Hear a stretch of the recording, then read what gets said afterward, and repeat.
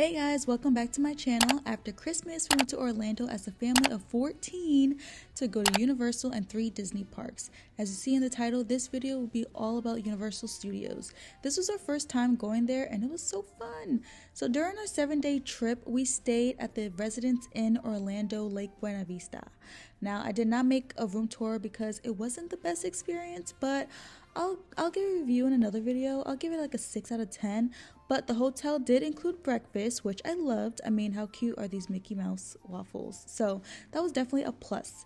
Now back to Universal. Even though we did not stay at Universal Resort to do early entry, we still woke up early to get there when it opened. And clearly, everyone has that same mindset when going to these big parks.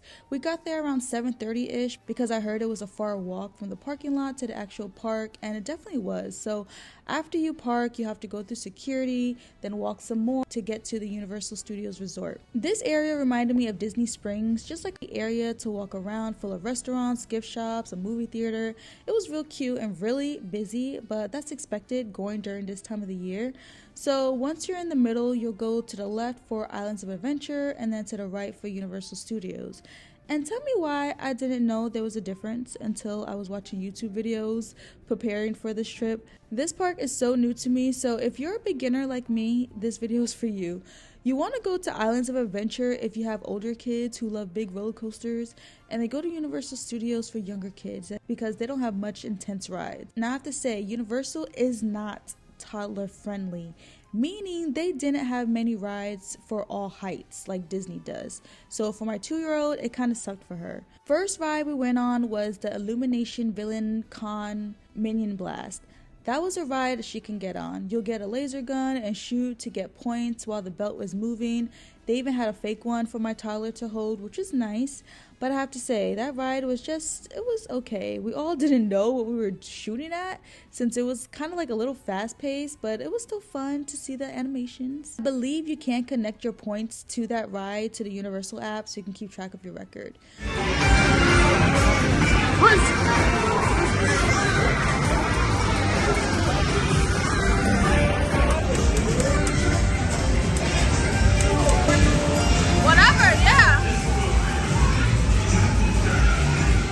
Next, we went to New York to go to the Jimmy Fallon ride. My parents were with us during this trip, so every ride moving forward, my toddler could not get on.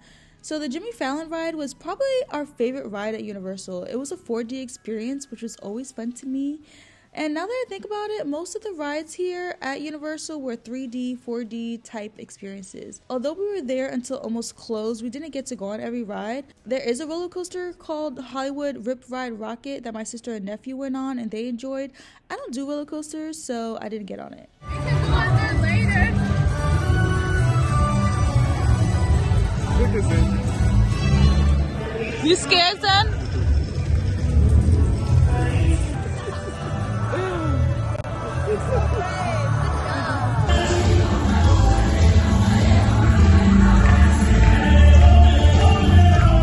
Next, we went on the Fast and Furious ride, another 3D ride. Now, I have to say, Universal has a great child swap option. Your kid can wait in a line with you, and you'll let the worker know you'll be swapping, and they put you in an actual child swap area that's next to the loading area for the ride. Some of the waiting areas even had changing tables. I was like, okay, Universal, I love this. So when my husband and oldest were done with the ride, I handed my toddler to him and rode with my oldest or whoever wanted to ride with me again, like my niece or my nephew.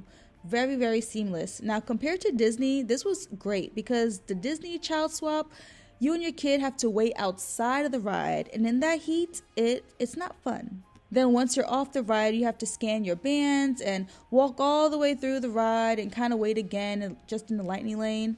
So although it sucks that Universal didn't have rides for my toddler, I was happy that they had a better child swap option. Going through Universal and seeing all the details of the rides and architect, it was so fun, very nostalgic, especially in the Simpsons area. The dining area in Springfield was very good, especially the pizza.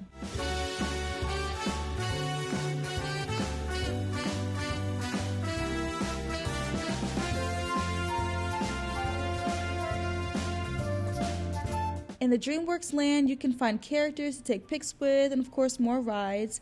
We rode Trolls Troller Coaster, which was like a 45-minute wait, but it was still very fun, especially for my 5-year-old.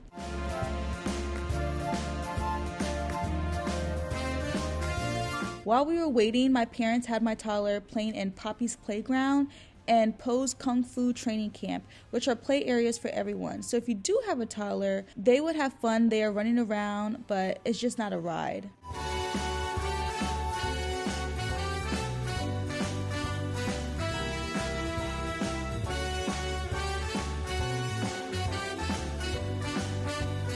There are also shows like DreamWorks Imagination Celebration that my toddler and everyone enjoyed.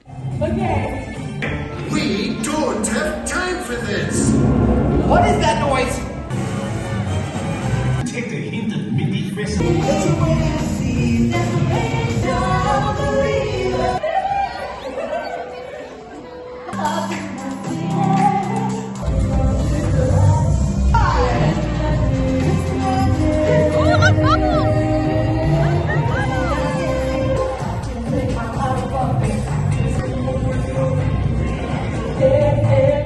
The longest ride we waited for that day was Transformers. The wait time was 100 minutes, but we only waited 70, so a win is a win, right?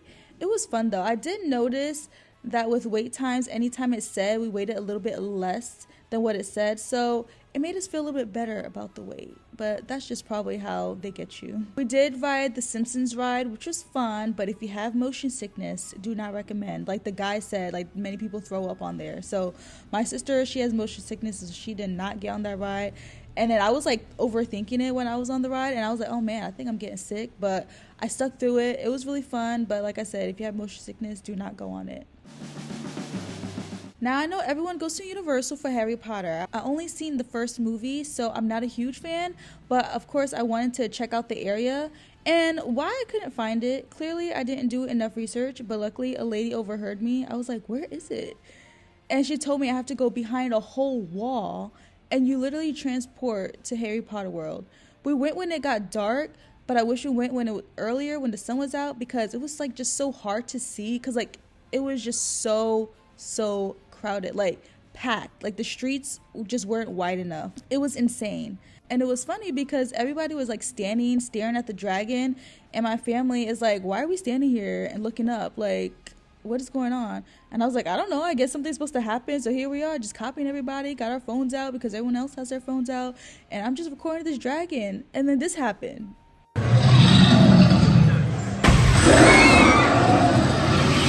It definitely scared everybody, but it was definitely cool.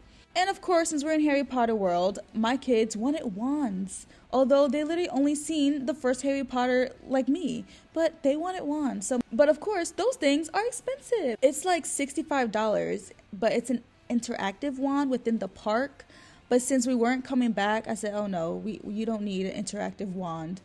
But luckily, a worker explained a deal to us that if you buy anything in the store, including like a gift bag for like $3, you can get a non-interactive wand for like $25. So that's what we did.